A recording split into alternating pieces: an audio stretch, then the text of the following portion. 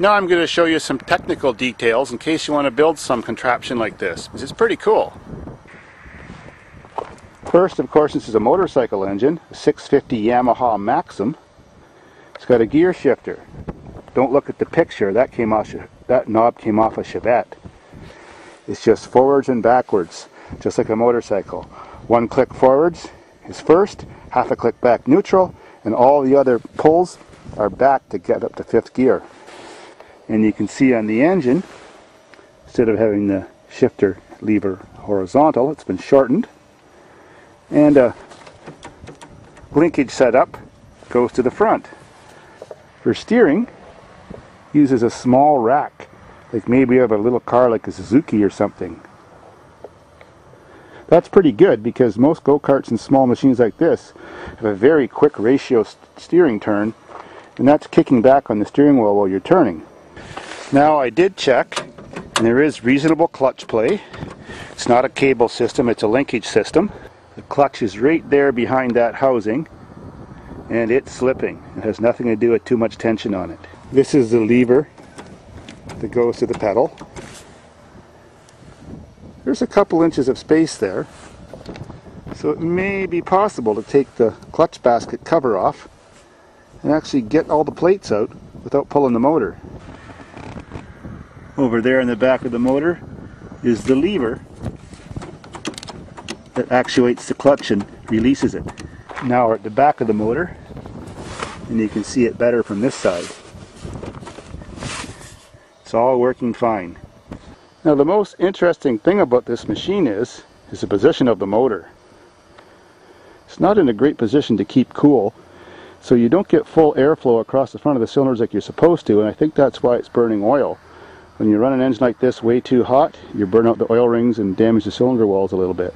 Also, it's shaft drive, so it has a jack shaft mechanism, something like in a snowmobile, but without a snowmobile clutch. So looking down from the motor is where the drive shaft comes out in the usual spot in the back of a shaft-driven street bike. And a little short dummy shaft is added on there, with a support bearing on this end, and a small sprocket. Goes down to the jack shaft down there with an equal size sprocket, and another one pretty close to the same diameter, which goes to the hub that drives the rear axle. And it appears to me that's some sort of locking mechanism. Limited slip differential. It allows the wheels to turn at 2 different speeds when you're turning corners, but when you give her the gas, it locks it up and drives both wheels at the same speed like a live axle. So there's another view of that jack shaft mechanism. And the imaginary axis point to design a system like this has to be right in line with the pivot point on the swing arm, which you can see right there. Because of all the chain tension pulling and trying to suck that motor towards the other sprocket, this bearing box that supports the little drive shaft is well supported. And on this side is just some old caliper style brakes off the front of a motorcycle, but it works really well. Underneath the motor, running through a channel under the floor, is your 3 shifter mechanisms. Is your 3 lever mechanisms, one for the clutch, one for the shifter, and one for the brake. There's a little hydraulic cylinder for the brake. In the box on top of the motor is just the coils. Custom made sweet looking gas tank. I don't know if this is a factory made machine or a one-off homemade, but it sure is professional. I heard he paid, or his parents paid, $2,200 at an auction sale for it. Seems like a good deal because I had to make something like this.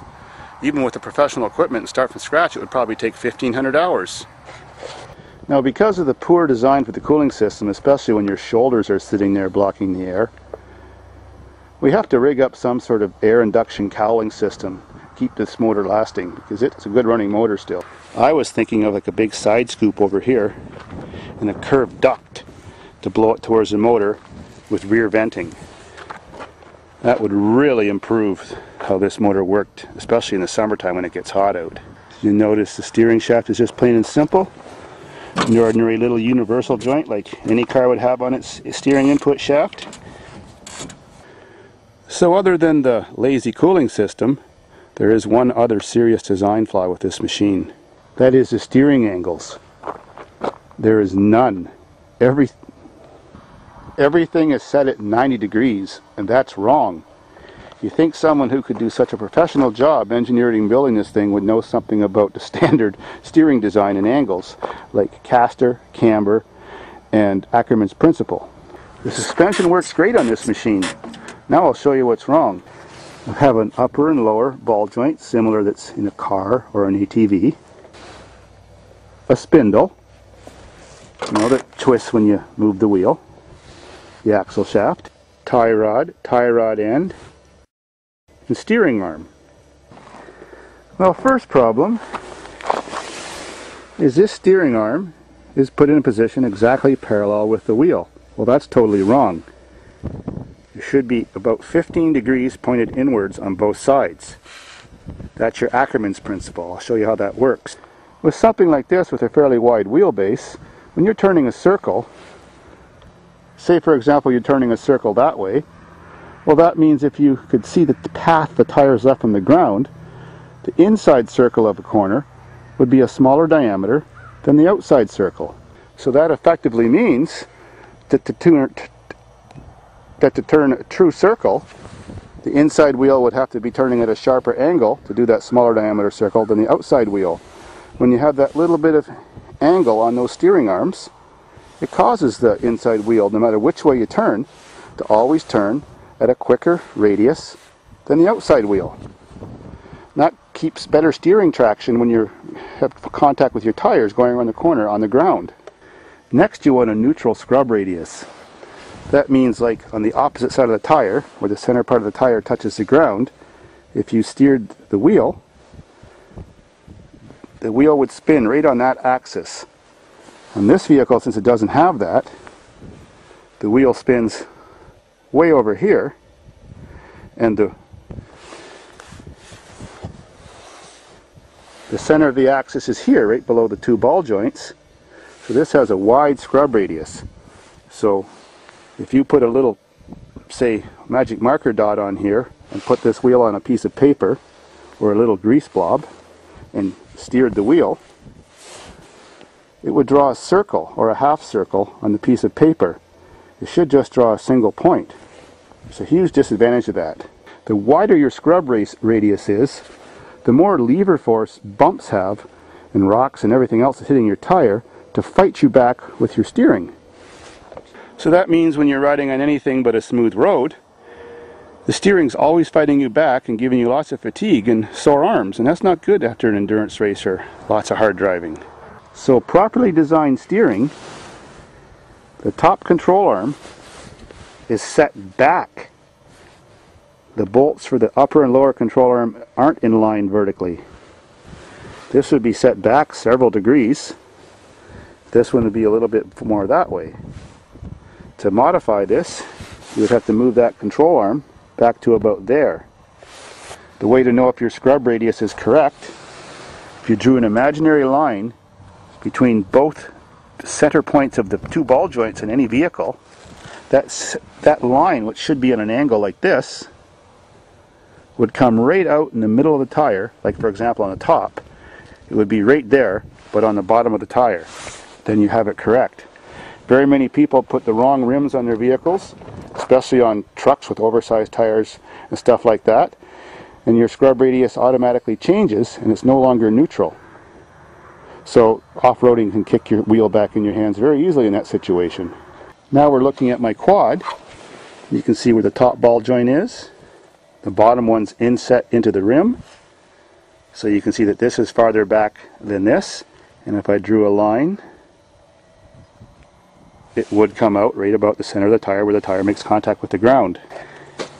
And if you look at the steering arm, you can see it's bent on that about 15-degree angle too.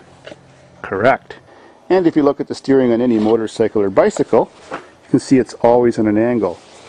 That causes it so that when you let go of the steering wheel always brings itself back to center when you're going in a forward direction, and makes the bike very neutral to drive even on rough terrain. The steering wheel seems to want to be in that position. And on a four-wheeled vehicle like a car or the quad, dune buggy, whatever, truck, When you let go of the steering wheel going in a forward direction, the steering wheel unspins itself and brings it back to center or neutral. So if you could see it without the tire, the top ball joint is set back like this compared to the bottom ball joint, which is over this direction. So between the two ball joints, upper and lower, there's that slight angle. It gives you that nice neutral feeling to your steering wheel and always brings it back to center. So if Rick decides to keep this machine, I think I'll help him modify it and do that. If you want to build a machine or anything off-road or even a go-kart, completely consider those angles when designing your steering. They're very, very important. And just another point of view of the pedal setup. It's like 3 different size shafts running through each other. See the little levers.